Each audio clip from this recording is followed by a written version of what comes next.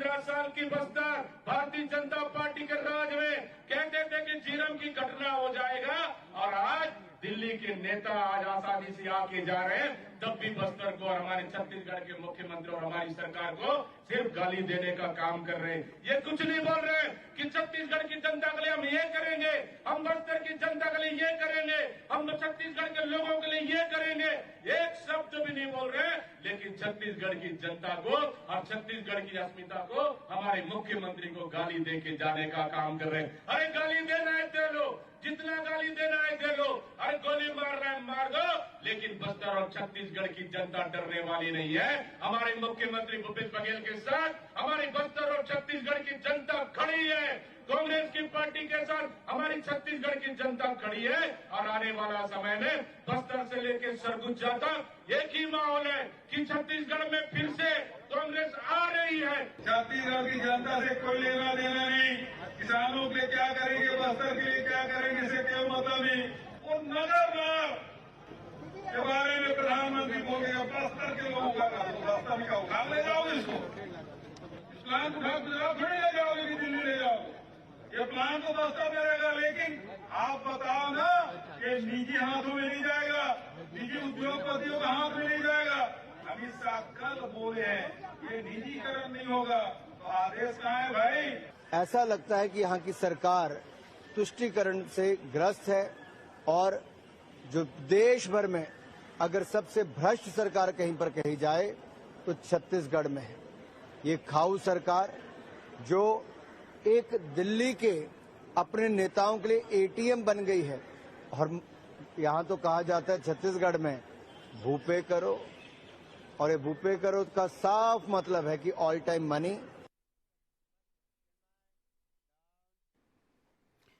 नमस्कार, मैं हूं मोहन तिवारी। आज के मुद्दे में आपका स्वागत है, और आज का मुद्दा हमारा आधारित है पहले चरण के चुनाव पर। जी हां, पहले चरण का रण सज चुका है। नामांकन दाखिले की आज अंतिम तारीख थी, और उसके बाद नामांकन दाखिल कर जो प्रत्याशी हैं वो मैदान में हैं। छोटी बड़ी पार्टियों ने अपने अपने भाग्य आजमाने का फैसला जब लिया है, तो किस तरीके का रण सज रहा है, ये जो 20 सीटें हैं यहाँ पर क्या होगा, किस तरीके की फाइट है, किस तरीके की टाइट है, कितनी महत्वपूर्ण रहेगी यहाँ जीत हार, इन सब बातों पर आज हम चर्चा करेंगे।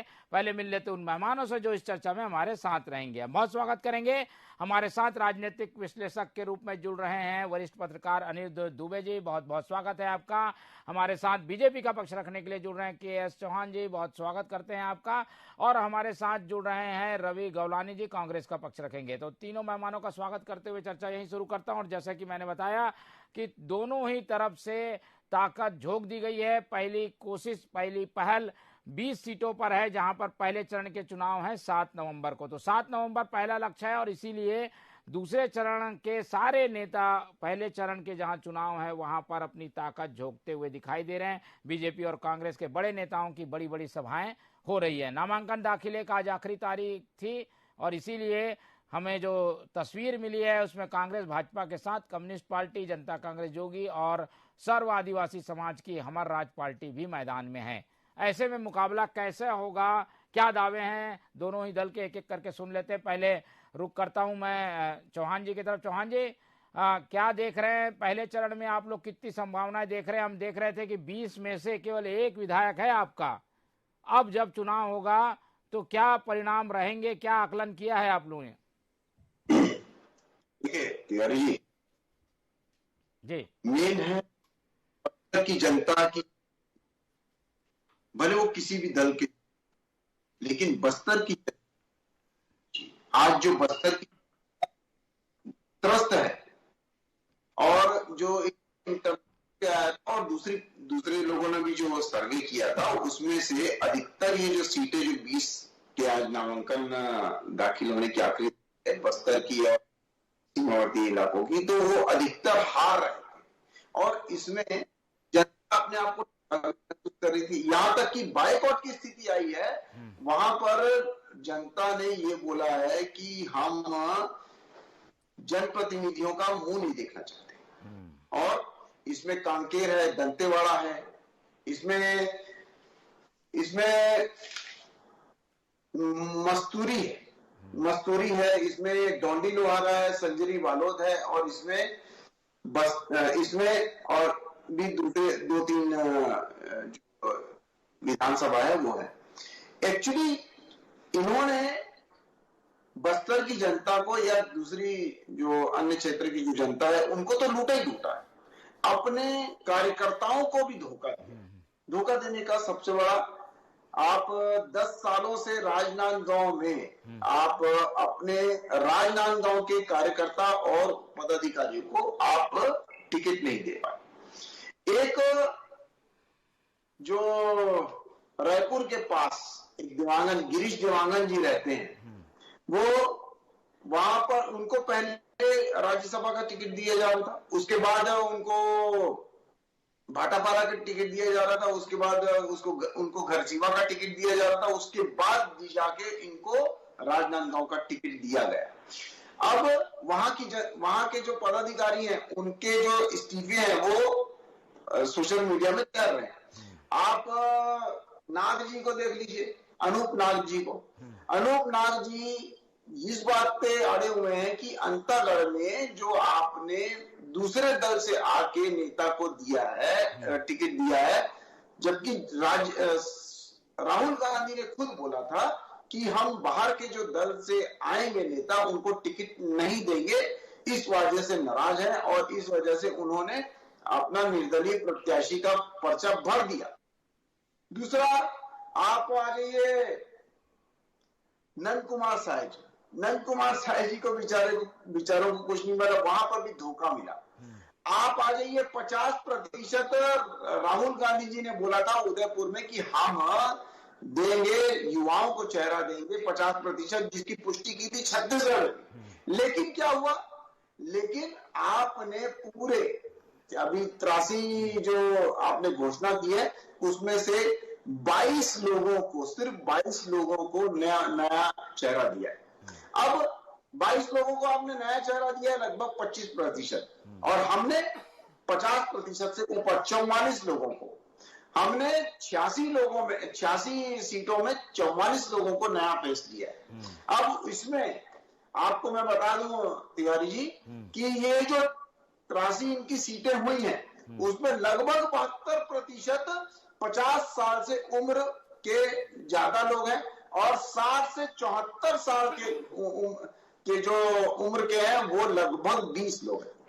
अब एक बात बताइए कि इसमें सबसे बड़ा लोचा क्या है, ये बंदरबाट का लोचा क्या है और क्यों लोग नाराज हो रहे हैं? बृहस्पति सिंह जी अलग नाराज हो रहे हैं, आपके प्रेम साय सिंह टेकाम जी की अलग काट दी गई है, और छन्नी साहू की इसलिए काटी गई है टिकट क्योंकि उन्होंने सदन में अपनी पार्टी के खिलाफ बोला था, अपनी जनता के हित में, और उन्होंने यह साफ स्पष्ट किया था कि हम टीएस सिंहदेव जी के समर्थक हैं। और देखिए आप ये जो 17-18 लोगों की जो टिकटें काटी गई हैं उसमें लगभग 10 चेहरे ऐसे हैं तिवारी जी, ये बहुत महत्वपूर्ण बात है, जो आज से 2.5 साल पहले जो ये परेड निकाली गई थी दिल्ली में, वो ये लगभग 10 चेहरे वहां पर नहीं थे। क्यों नहीं थे? और इस वजह से ये यहाँ पर दिया गया। और आप छन्नी साहू जैसी प्रत्याशी की टिकट काट देते हैं और उनको दे देते हैं जो ईडी के आरोपी, और उसके वो क्यों दिया जाता है? क्योंकि वो वहां पर जाके दिल्ली में जाके फर्श पे बैठते हैं और एक बड़े नेता की पैर पकड़ के बैठे रहते हैं। वो वीडियो भी वायरल हुआ था। क्यों? छन्नी साहू की, ठीक है, छन्नी साहू की काट के भोलाराम साहू को दी गई है जी, भोलाराम साहू को दिया है ना छन्नी साहू की जगह। नहीं वो ठीक है, लेकिन छन्नी साहू वहां पर जो काम कर रही थी उनका टिकट सिर्फ इसलिए काटा गया कि वो टीएस सिंहदेव जी की समर्थक थी। ठीक है। और बृहस्पति सिंह को इसलिए काटा गया है कि वो भूपेश बघेल के खेमे में थे। ठीक है, प्रेम सिंह टेकाम को इसलिए काटा गया है कि ये तो दूसरे चरण की बात हो जाएगी। हम आज पहले चरण की बात कर रहे हैं, लेकिन आप एक ओवरऑल बात कर चुके हैं कि भाई किन किन मुद्दों के आधार पर और कैसे उम्मीदवारों के साथ आप लोग मैदान में हैं। कांग्रेस से भी सुन लेते हैं, रवि जी हमारे साथ हैं। रवि जी, फर्स्ट फेज का चुनाव का जो है वो एक तरीके से आगाज हो चुका है, नामांकन दाखिले की आखिरी तारीख के बाद प्रचार अब और तेज होगा। दोनों पार्टियों से बड़े बड़े नेता दिग्गज मैदान में उतर रहे हैं। आप लोगों को अपना पूरा ये गढ़ बचाना है। 20 सीटों में 19 आपके पास है, तो आपको ज्यादा से ज्यादा सीटें जीतनी है। क्या पिछला परफॉर्मेंस आप लोग कायम रख पाएंगे? रवि जी।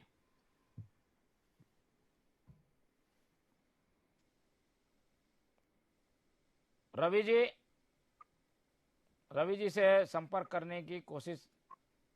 ठीक है, जब तक हम अनिरुद्ध जी से एक विश्लेषण ले लेते हैं। अनिरुद्ध जी, हम देख रहे हैं कि ये जो प्रचार है वो अब तेज होने जा रहा है। अब दोनों पार्टियों की जमावट, प्रत्याशी, सेनापति सब मैदान में है। क्या आकलन है आपका पहले चरण को लेकर? देखिए, क्या है कि मैं शुरू से इस बात को सोचते रहता था, चर्चा भी करते रहा और लिखते भी रहा। जैसे भारतीय जनता पार्टी की बात करें तो इस मसले को मैंने 2 बार जो है इसको बहुत सोचा और लिखा भी कि वहां पे देखें तो आप वहां के भारतीय जनता पार्टी के प्रदेश अध्यक्ष वो चुनावी मैदान में हैं, वहां के 3 जो है संगठन मंत्री बड़े वो चुनावी मैदान में हैं, वहां के जो नेता प्रतिपक्ष जो हैं नारायण चंदेल जी वो चुनावी मैदान में हैं, पूर्व मुख्यमंत्री डॉक्टर रमन सिंह जी चुनावी मैदान में हैं, वरिष्ठ नेता जो है बृजमोहन अग्रवाल जी, धर्मलाल कौशिक जी, प्रेम प्रकाश पांडे जी, अजय चंद्राकर जी, सारे जो है योद्धा वो सब चुनावी मैदान में हैं। बात एक अक्सर उठती है और ऐसा लोग ही आपस में सवाल करते नजर आते हैं, ये मतलब है प्रबंधन कौन संभालेगा? क्योंकि छत्तीसगढ़ जो है पूरा प्रदेश जो है अपना क्षेत्रफल की दृष्टि से काफी बड़ा है, भले 90 सीटें हो यहाँ पर। तो ये तो हालांकि अब ये माना जा रहा है कि बहुत सारे जो अनुभवी नेता जो हैं दूसरे प्रदेश के वो यहाँ पे जो है अपनी जो जगह जमा चुके हैं, वो आ चुके हैं, रायपुर के जो है होटलों में ठहर चुके हैं। लेकिन देखिए क्या है मोहन जी, एक किसी जगह की तासीर को समझने के लिए बहुत लंबा वक्त लगता है। कई बार तो अपने जिस शहर में कोई व्यक्ति रहता है वहीं का आकलन नहीं कर पाता ठीक से, सोचता कुछ है, कहता कुछ है, नतीजे कुछ और आ जाते हैं। तो इस हिसाब से चाहे कोई छत्तीसगढ़ का नेता बाहर जाके मोर्चा संभाले, मैं उस पर भी कहीं इत्तेफाक नहीं रखता, और कोई बाहर यहाँ आके तो मैं उस पर भी इत्तेफाक नहीं रखता। बात कांग्रेस की ले लें तो कांग्रेस में भी अब देखिए कि वहां पे अगर कहीं प्रदेश कांग्रेस महामंत्री संगठन एवं प्रशासन मलकी सिंह जी गैदू को अगर कहीं आप छोड़ दें, जबकि उनका भी नाम जो है बहुत चला था और माना जा रहा था मिलेगी, हालांकि फिर वो जो किसी दूसरे को मिली, तो उसमें भी सारे जो है रण बांकुरे जो है मैदान में हैं। लेकिन देखिए क्या है कि मशक्कत तो क्या है कि बहुत ज्यादा भारतीय जनता पार्टी के सामने इसलिए है कि टारगेट बहुत बड़ा है। आज आप 13 सीट पर हैं और सरकार बनाने के लिए कम से कम 46 सीटों की जरूरत है। तो उस लक्ष्य को जो भेदना बहुत चुनौतीपूर्ण है मोहन जी। तो इसके लिए देखिए कि वही ये भी एक स्ट्रेटेजी हो सकती है कि सारे जो अनुभवी लोगों को मैदान में उतार दें। और रही बात जो है आपने जो बात अपनी शुरू की 20 सीटों से, जहाँ पहले चरण का मतदान है, एक तरफ जो है बस्तर है तो दूसरा राजनांदगांव का बहुत बड़ा इलाका है। तो देखिए पिछले चुनाव में जहां तक मुझे याद आ रहा है कि उसमें से 3 जो है दिगर लोग जीते थे पिछले चुनाव में। बस्तर की बात करें तो दंतेवाड़ा से जो भीमा मंडावी जी जीते थे, राजनांदगांव से डॉक्टर रमन सिंह जी जीते थे और खैरागढ़ से देवव्रत सिंह जी जीते थे। बाद में जो है भीमा मंडावी जी की शहादत हुई नक्सली हमले में और देवव्रत सिंह जी का आकस्मिक निधन हुआ, वो सीटें भी कांग्रेस के हिस्से में चली गई। मतलब जहां पहले चरण में चुनाव हो रहा है वहां चुनौतियां शायद पिछली बार की तुलना में अब थोड़ा ज्यादा ही नजर आ रही है। डॉक्टर रमन सिंह जी हैं जिनके बारे में एक सीट जिसके बारे में आपने कहा, तो कुल मिला के ये है कि दोनों उसमें भी अभी दोनों तरफ से कुछ प्रत्याशी जो है इकाई में कह लें उनकी घोषणा होना शेष है। तो जो भी परिदृश्य होगा दूसरे चरण का बड़ा रोचक होगा मोहन जी। ठीक है, दूसरे चरण पे ज्यादा जोर होगा, लेकिन एक हवा बनती है, पहले चरण में लीड करने वाले की हवा बनती है और वो असर करती है दूसरे चरण की सीटों पर। कुछ ऐसा ही हुआ था 2018 में भी, और इसके पहले 2013 के चुनाव में बीजेपी को फायदा इसीलिए मिला था कि उसने बस्तर में सारे समीकरणों को साध लिया था। तो एक बार रुक कर लेते हैं कांग्रेस की ओर। कांग्रेस के जो प्रवक्ता हैं रवि गवलानी जी, वो हमारे साथ जुड़े हुए हैं, उनसे बातचीत करने की कोशिश करते हैं। रवि जी, मेरी आवाज मिल पा रही है? रवि जी, आवाज मिल पा रही है आपको? मोहन जी, मेरी आवाज आ रही है? जी जी जी, आ रही है। बताइए क्या दावा है कांग्रेस का? आप लोगों के पास 20 सीट में 19 सीट है, अब कैसे चुनाव में आप लोगों का प्रदर्शन रहेगा? कितना सीट का दावा करते हैं आप पहले चरण में? देखिए मोहन जी, माँ दंतेश्वरी और माँ बमलेश्वरी की कृपा से पहला चरण जो है वो बहुत जोरदार होने वाला है। पूरी की पूरी सीटें हम जीत रहे हैं। भारतीय जनता पार्टी कहीं भी नहीं है मैदान में। आप ग्राउंड जीरो में जा करके देख लीजिए, वो चाहे किसान हो, खेतीहर मजदूर हो, महिलाएं हो, युवा हो, हर एक व्यक्ति के अंदर कांग्रेस पार्टी के प्रति उत्साह है। भूपेश बघेल जी की जो नीतियां रही है, जो बच्चों के लिए उन्होंने सोचा है, Swami Atmanand English medium school, जो उन्होंने नक्सल समस्या को कंट्रोल किया है, जो बस्तर क्षेत्र में जो हमारी खेती हो रही है उसका जो समर्थन मूल्य उन्होंने बढ़ाया है, हर तरफ लोगों के अंदर कांग्रेस पार्टी के प्रति उत्साह है। जन सैलाब हमारे पास उमड़ करके आ रहा है। माँ दंतेश्वरी की कृपा रहेगी हमारे ऊपर। पूर्णतः सीट पहले चरण की हम जीत करके आ रहे हैं। एक भी सीट में भारतीय जनता पार्टी या दूसरी किसी पार्टी का भी व्यक्ति नहीं जीतेगा, क्योंकि उन्होंने 15 साल जो है छत्तीसगढ़ को ठगा है।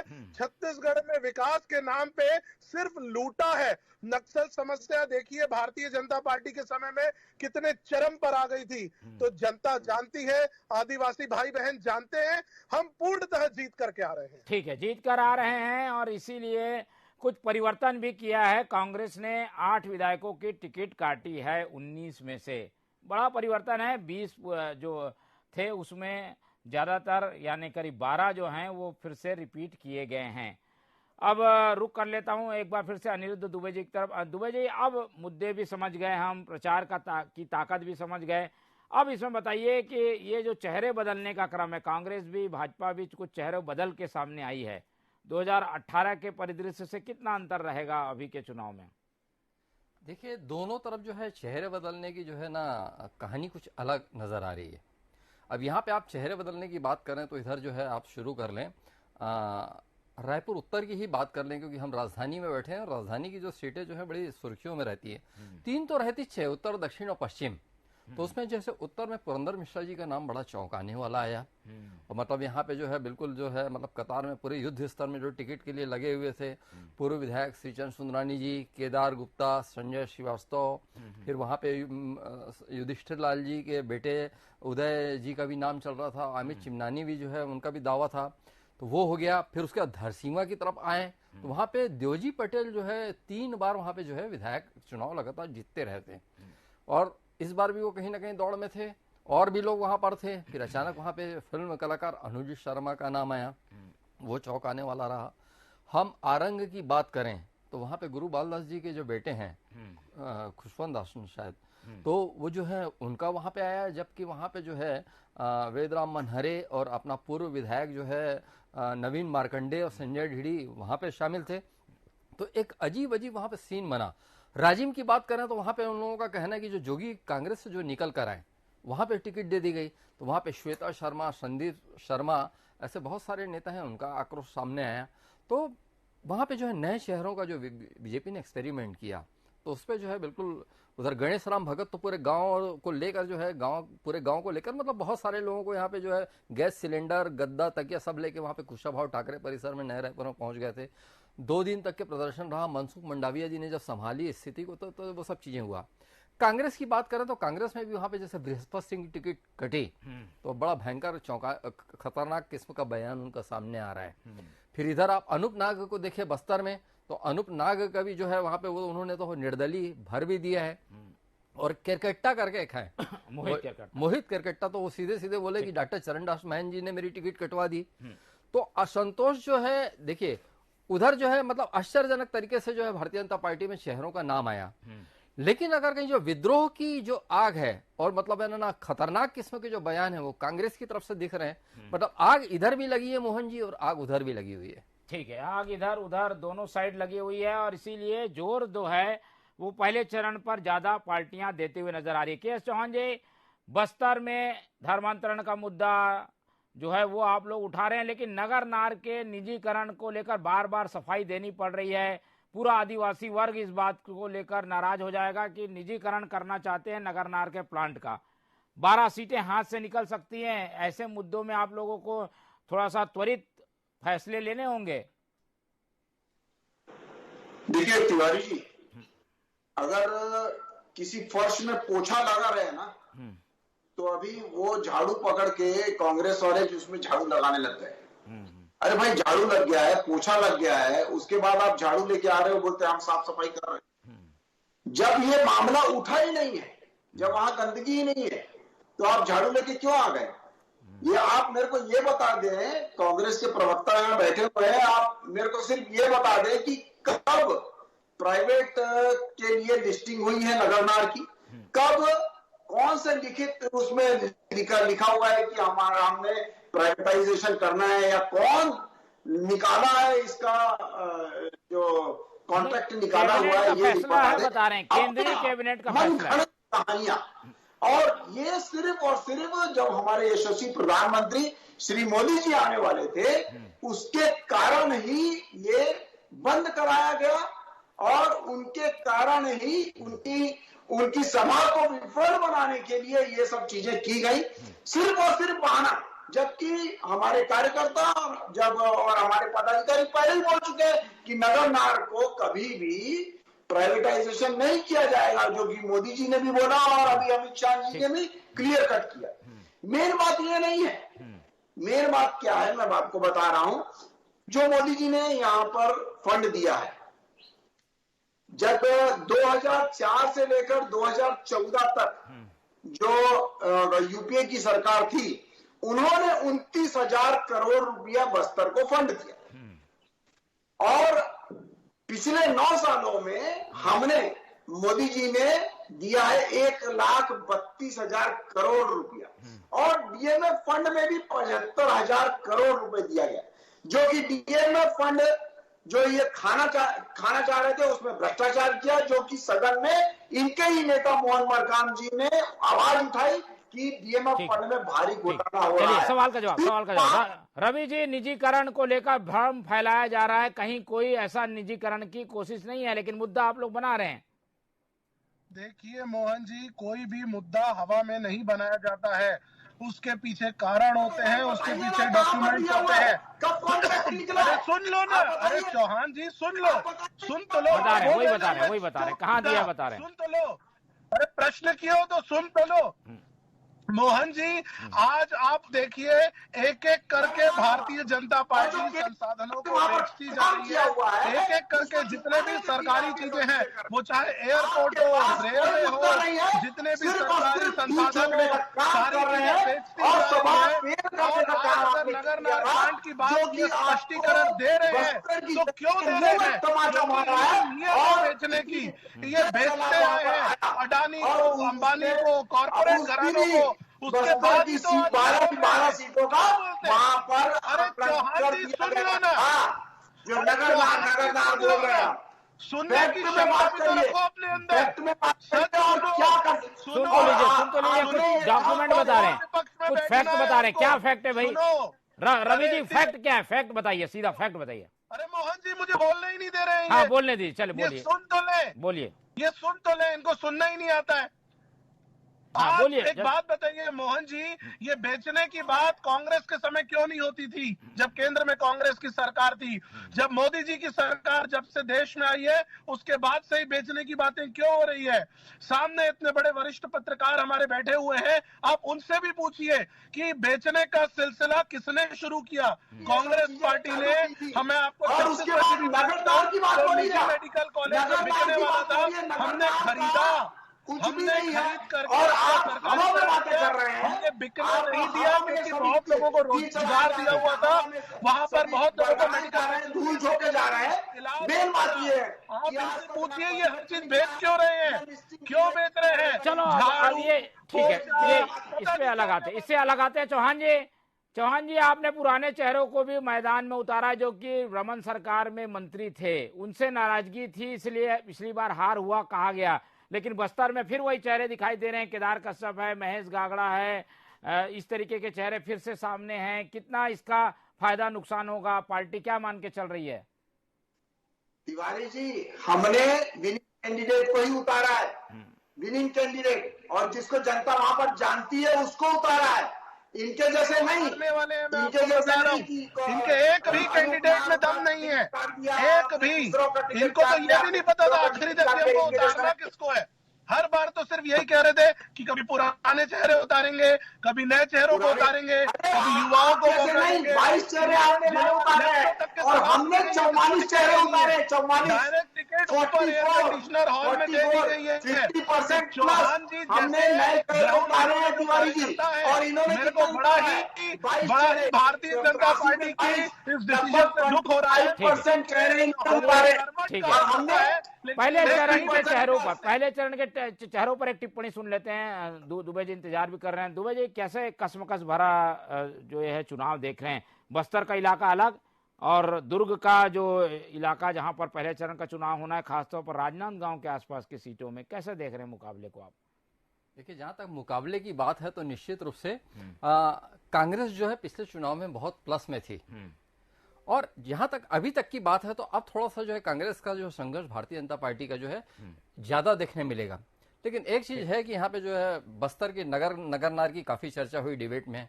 चौहान जी ने नगरनार पर काफी बोला, और हमारे भाई जो रवि गोलानी वो थोड़ा सा नक्सलवाद की तरफ मुड़े, और चौहान जी ने एक सेंटेंस बोला कि वहां पे जो जहाँ पे झाड़ू और पोछा हो चुका है वहां पे झाड़ू लगाने की बात है।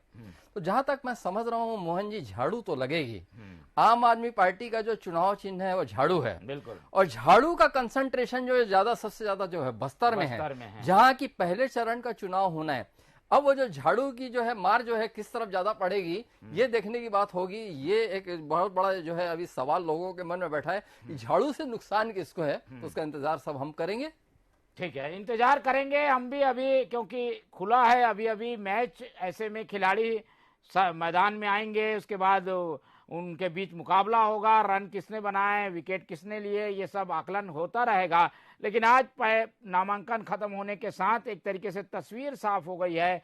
करीब 150 उम्मीदवार मैदान में रहेंगे, ऐसी बात आ रही है। हालांकि नाम वापसी के बाद और अंतिम चर्चा हम इस पर करेंगे, लेकिन पहले चरण के चुनाव के लिए राजनीतिक दलों ने कमर कस के तैयारियां शुरू कर दी है। मुख्यमंत्री का लगातार दौरा हो रहा है। कल वो रात रुके थे, आज वापस अभी शाम के लौटे हैं, फिर वो जाएंगे 1-2 दिन बाद। तो लगातार दौरों का सिलसिला हमें देखने को मिलेगा। पीएम भी इस क्षेत्र में प्रचार के लिए एक बार आएंगे, ऐसी जानकारी मिली है। तो मुकाबला काफी टाइट होने वाला है, और जैसा कि हमने बताया था कि जीत की इस रेस में अब मैदान में खिलाड़ी उतर चुके हैं, इसलिए हमारी निगाह इस पर बनी रहेगी। फिलहाल इस चर्चा में के.एस. चौहान जी जुड़े, उनका धन्यवाद। हमारे साथ अनिरुद्ध दुबे जी थे, उनका धन्यवाद, और रवि गौलानी जी ने समय दिया, उनका भी बहुत धन्यवाद। तो तीनों मेहमानों को धन्यवाद करते हुए चर्चा यही खत्म करते हैं, और आप लोग से उम्मीद रखते हैं कि आप लोग देखते रहिए TV 24। मुझे दीजिए इजाजत, रखिए अपना बहुत ख्याल, नमस्कार।